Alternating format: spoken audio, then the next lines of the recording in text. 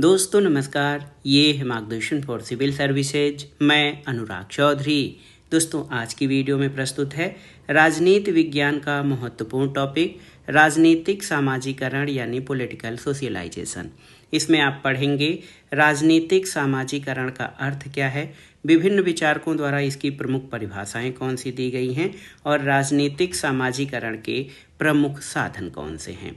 ये video intermediate, स्नातक और परास्नातक के साथ राजनीति विज्ञान विषय से प्रतियोगी परीक्षा की तैयारी करने वाले अभ्यर्थियों के लिए बेहद महत्वपूर्ण है। तो आइए शुरू करते हैं। राजनीतिक सामाजिकरण, अर्थ, परिभाषा और राजनीतिक सामाजिकरण के प्रमुख साधन। दोस्तों सामान्य रूप से राजनीतिक सामाजिकरण को समझना हो तो आप इसे इस तरह परिभाषित कर सकते हैं कि राजनीतिक सामाजिकरण वह सतत प्रक्रिया है जिसके माध्यम से व्यक्ति अपने राजनीतिक विश्वास, मूल्यों, विचारधाराओं और दृष्टिकोणों को विकसित और आत्मसात करता है। तो राजनीतिक सामाजिकरण एक सतत या अनवरत प्रक्रिया है। दोस्तों द्वितीय विश्व युद्ध के बाद स्वतंत्र हुए एशिया, अफ्रीका और लैटिन अमेरिकी राज्यों के अध्ययन के लिए तुलनात्मक राजनीति में कई नई अवधारणाओं का विकास हुआ है और व्यवहारवादी क्रांति के अंतः अनुशासनात्मक उपागम पर जोर देने के कारण राजनीति विज्ञान में विभिन्न नवीन अवधारणाएं शामिल की गई हैं।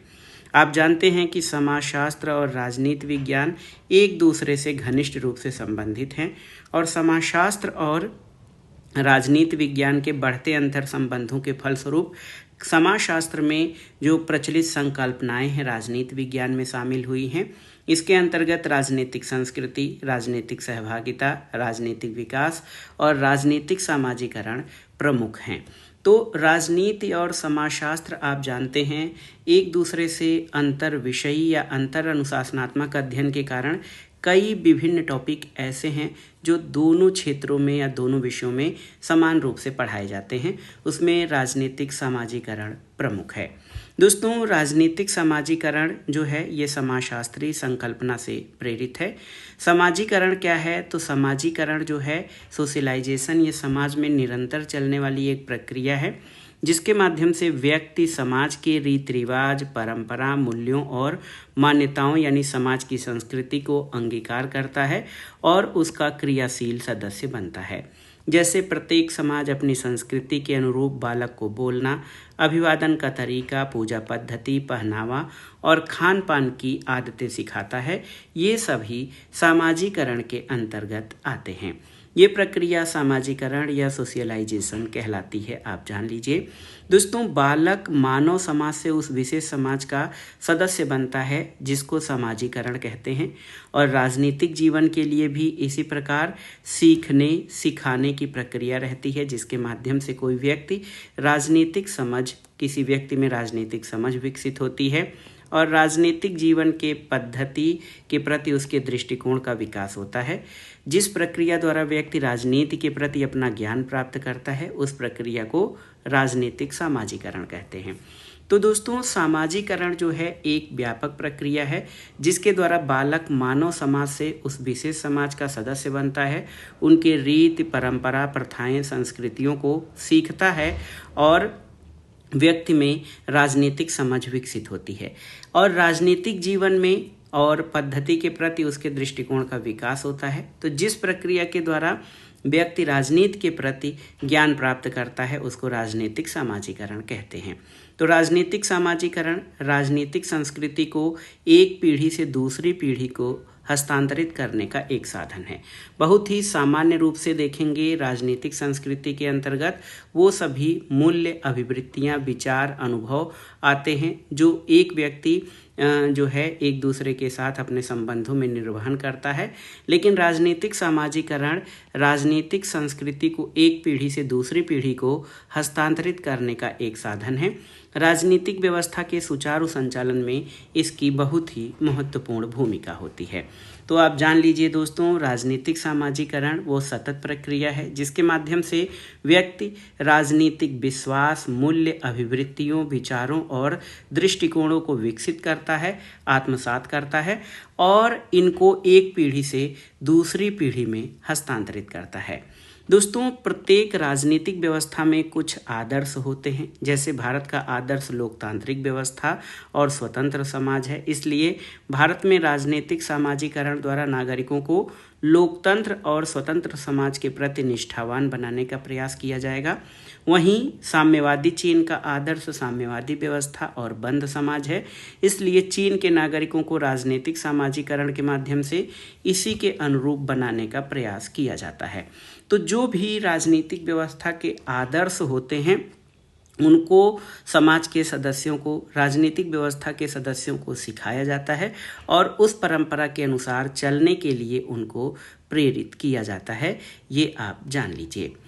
दोस्तों, राजनीतिक सामाजिकरण की सबसे पहले व्याख्या करने वालों में हर्बर्ट साइमन का नाम प्रमुख है। उन्होंने अपनी पुस्तक पॉलिटिकल सोशलाइजेशन में इसके विविध पक्षों पर प्रकाश डाला है।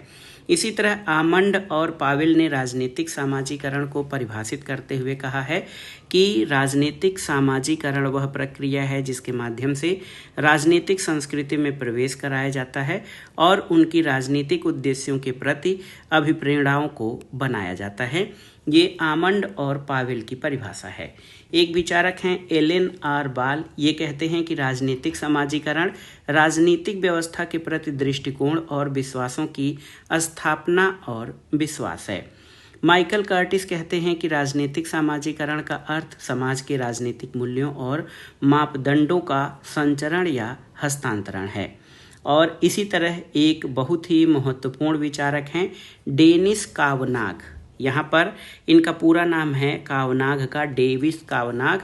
डेविस कावनाग राजनीतिक सामाजीकरण का अर्थ बताते हैं कि राजनीतिक सामाजीकरण वह शब्द है जो उस प्रक्रिया का वर्णन करता है जिस प्रक्रिया के माध्यम से व्यक्ति राजनीति से संबंधित अपना ज्ञान प्राप्त करता है। दोस्तों, ये जो है ये राजनीतिक सामाजीकरण का अर्थ और परिभाषा आपने देखा। इन परिभाषाओं का सार क्या है तो आप जान लीजिए।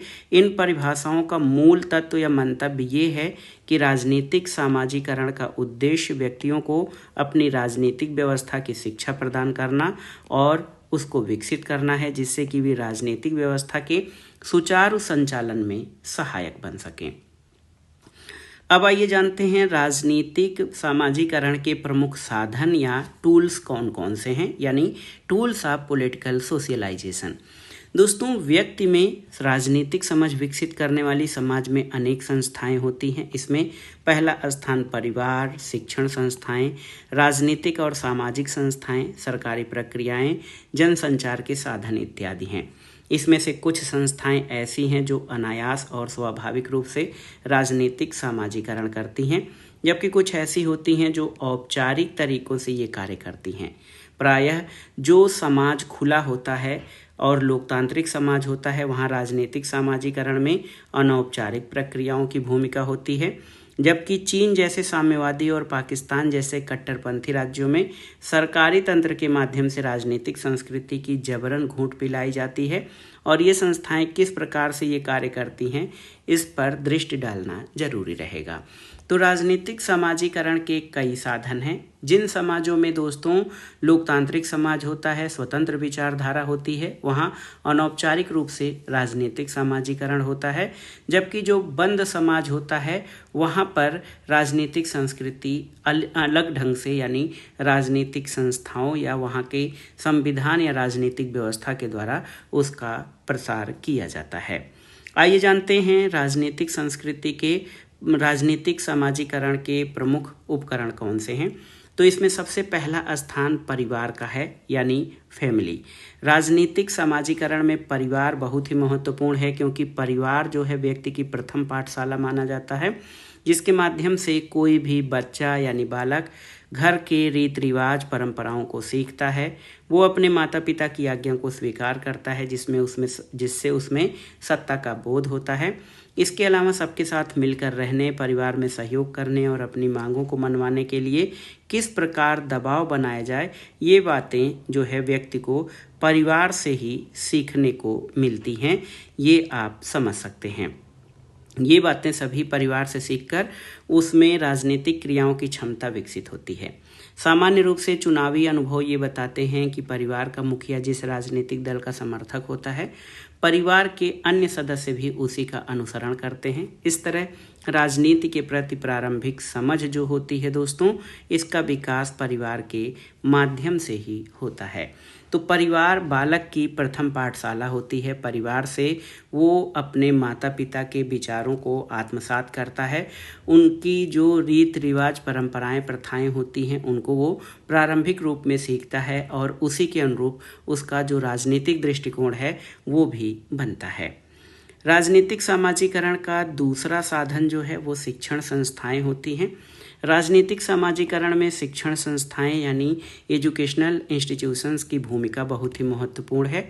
बालक परिवार में जिन राजनीतिक अभिवृत्तियों को आत्मसात करता है, शिक्षण संस्थाओं में वे और दृढ़ बन जाते हैं और विभिन्न पृष्ठभूमि के सहभागियों के साथ अनुकूलन करने की आवश्यकता से बालक राजनीतिक व्यवस्थाओं की विविधताओं और विरोधाभासों के साथ समायोजन करना सीखता है। इसलिए शिक्षण संस्थाएं सामाजिकरण की महत्वपूर्ण साधन मानी जाती हैं और ये कहा जाता है कि बालक की शिक्षा जितनी व्यापक होगी, इसकी संभावना ज़्यादा है कि वो राजनीति में उतनी ही रुचि लेगा, उसके राजनीतिक ज्ञान का विकास होगा। लेकिन शिक्षण संस्थाओं का पाठ्यक्रम कैसा है, उसकी मित्र मंडली कैसी है अथवा शिक्षकों का राजनीतिक व्यवस्था के प्रति दृष्टिकोण और वैचारिक अभिमुखीकरण कैसा है, ये सब तत्व भी राजनीतिक सामाजिकरण को प्रभावित करते हैं, क्योंकि शिक्षक अपने आचरण और अन्य विभिन्न तरीकों से अपने विद्यार्थियों को अपनी विचारधारा की ओर प्रेरित करने का प्रयास करते हैं। तो परिवार के बाद शिक्षण संस्थाओं की राजनीतिक समाजीकरण में महत्वपूर्ण भूमिका होती है। इसके अलावा राजनीतिक समाजीकरण के प्रमुख साधन राजनीतिक दल भी होते हैं।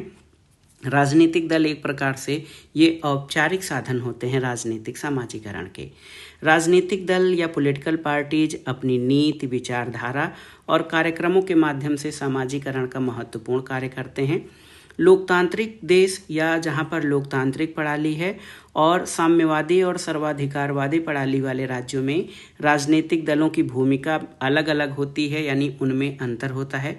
लोकतांत्रिक देशों में राजनीतिक पार्टियों की भूमिका अलग होती है, साम्यवादी और सर्वाधिकारवादी व्यवस्थाओं में इनकी भूमिका अलग होती है और ऐसे राज्यों में समाजीकरण के साधनों पर राज्य का कठोर नियंत्रण होता है।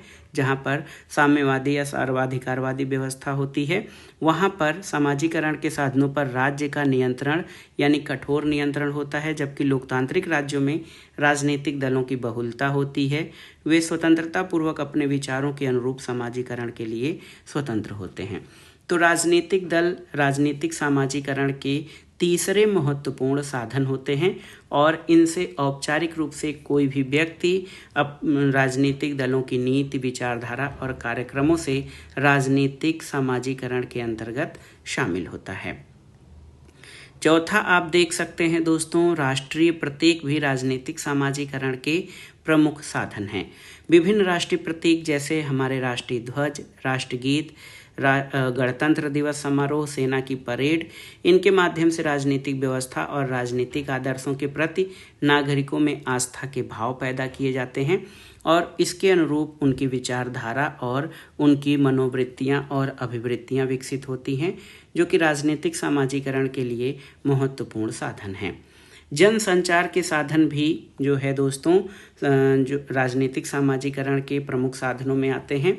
आधुनिक समय में जनसंचार के साधनों में समाचार पत्र, टीवी, रेडियो, इंटरनेट और सोशल मीडिया बहुत ही महत्वपूर्ण हैं, जो व्यक्ति के राजनीतिक ज्ञान और उसके जो विचार हैं, राजनीतिक ज्ञान के विचार हैं और उनका जो ताना बाना है राजनीतिक सामाजिक, उसको प्रभावित करते हैं, क्योंकि जनसंचार के साधन व्यक्तियों की राजनीतिक दशा दिशा देने का सशक्त माध्यम बने हैं।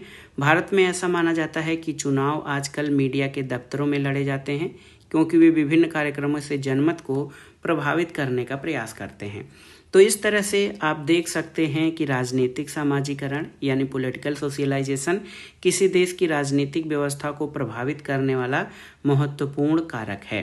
समाज की राजनीतिक संस्कृति को निर्धारित करने में राजनीतिक समाजीकरण की महत्वपूर्ण भूमिका होती है और किसी देश में नागरिकों और सरकार के बीच अंतःक्रिया का अभाव पाया जाता है, वहीं किसी और देश में सरकारों के कार्यों और नीतियों को प्रभावित करने में नागरिक महत्वपूर्ण भूमिका निभाते हैं।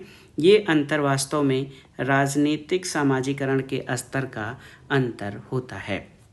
तो दोस्तों, इस वीडियो में आपने जाना राजनीतिक सामाजिकरण क्या है, इसकी विभिन्न विचारकों द्वारा परिभाषाएं कौन सी दी गई हैं और राजनीतिक सामाजिकरण के प्रमुख साधन कौन से हैं। आइए संक्षेप में इसके महत्वपूर्ण बिंदुओं को देख लेते हैं। राजनीतिक सामाजिकरण का उद्देश्य व्यक्तियों को राजनीतिक व्यवस्था की शिक्षा प्रदान करना है और यही शिक्षा राजनीतिक व्यवस्था के सुचारू संचालन में सहायक बनती है। राजनीतिक सामाजिकरण के साधनों में परिवार, शिक्षण संस्थाएं यानी विद्यालय, राजनीतिक दल, राष्ट्रीय प्रतीक और जनसंचार के साधन हैं। शिक्षण संस्थाओं में विद्यार्थी की शिक्षा जितनी व्यापक होगी, उसका राजनीतिक सामाजिकरण उतना ही सुदृढ़ होगा।